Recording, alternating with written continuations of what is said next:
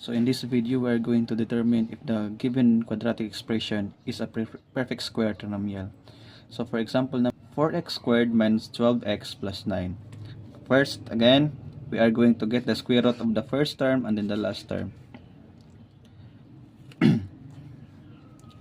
What is square root of 4x squared? So square root of 4x squared is 2x. Square root of 9 is multiply by square root of 9 is 3. Always multiply by 2.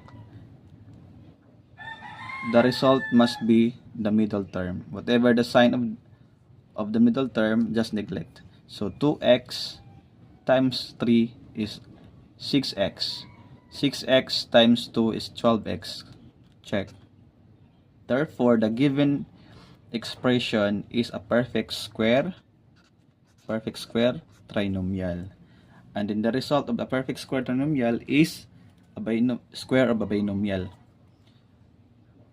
To get the square of binomial of the given trinomial, we just get the square root of the first term and then the last term.